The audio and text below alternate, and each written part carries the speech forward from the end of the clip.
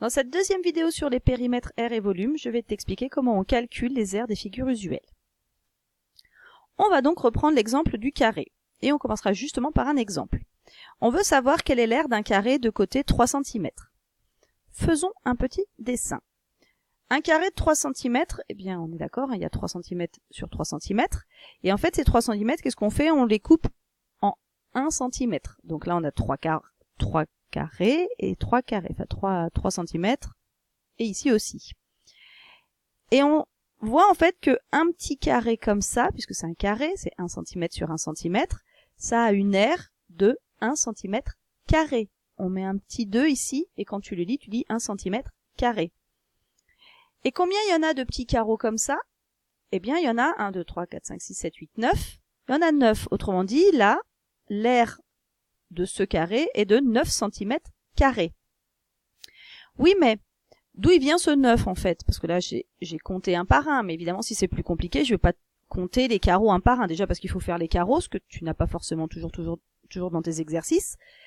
Des fois, les longueurs, c'est peut-être 450 mètres.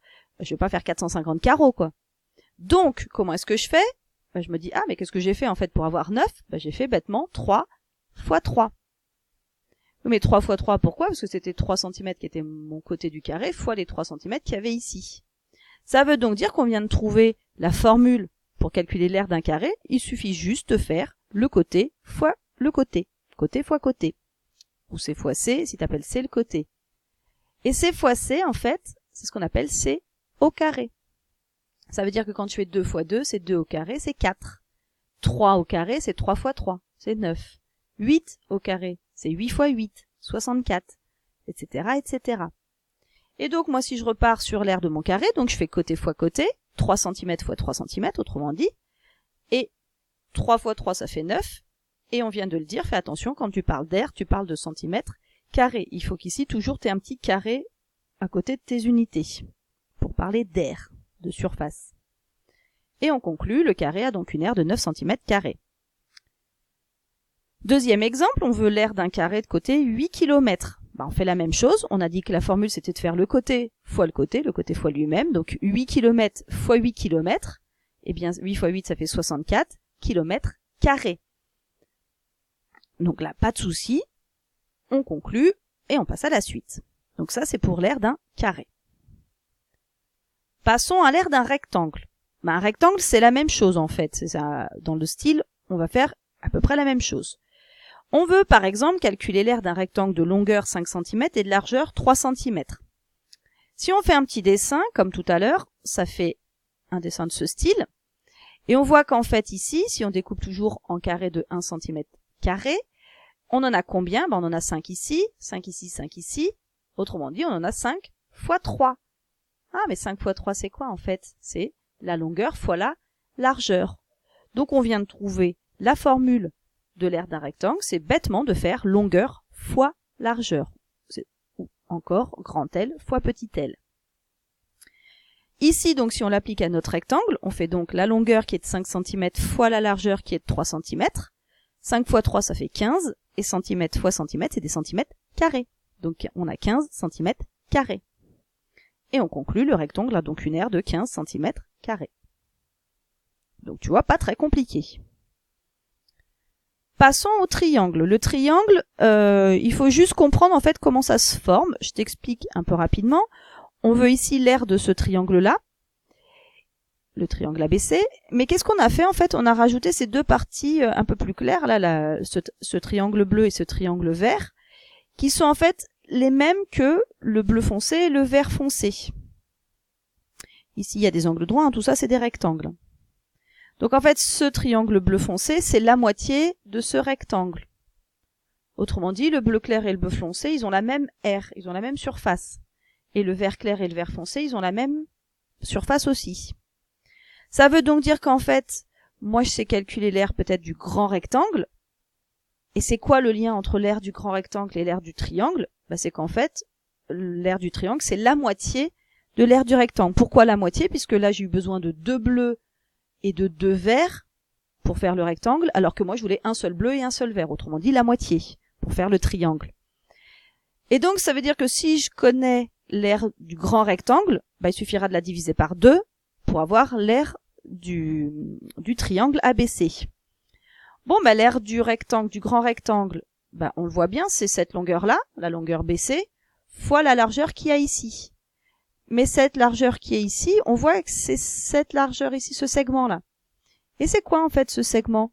Ça part de A, ça va jusqu'à BC en angle droit. Ah je sais ce que c'est, moi c'est une hauteur. C'est la hauteur issue de A dans le triangle ABC. Elle part de A et va perpendiculairement au côté opposé. Donc en fait, quand on veut faire l'aire du grand rectangle, on va faire cette longueur BC, ce qu'on appelle la base du triangle ABC, fois la hauteur du triangle. Et quand je dis base, c'est BC, la hauteur, c'est celle issue du troisième sommet, autrement dit de A.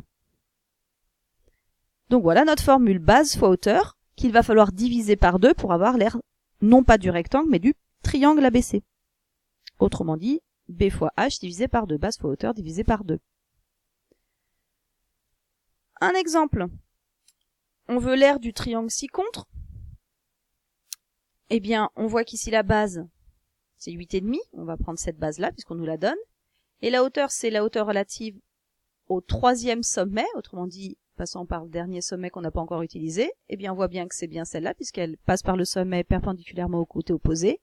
Autrement dit, ça c'est bien ma hauteur. Donc on va faire quoi? On va faire 8 cm et demi fois 6 cm, tout ça divisé par 2.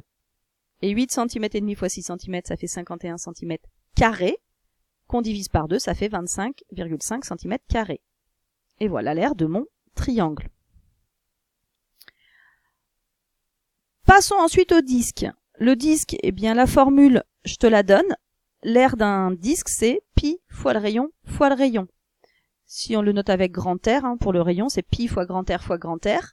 Mais on l'a dit tout à l'heure, grand R fois grand R, c'est ce qu'on appelle R au carré. Autrement dit, on pourrait dire pi fois R au carré. Si on l'applique sur un exemple, on veut l'aire d'un disque de rayon 4 cm. Autrement dit, on va juste faire quoi? On va faire pi fois mon rayon, donc 4 cm, fois encore le rayon 4 cm. Donc pi fois 4 cm fois 4 cm. Oui, mais 4 cm fois 4 cm, ça fait 16 cm carrés. Et ensuite, tu utilises ta calculatrice pour avoir la valeur de pi. Sinon, tu prends à peu près 3,14, si tu dois faire les calculs à la main. À la calculatrice, on trouve que ça vaut environ 50,27 cm carrés.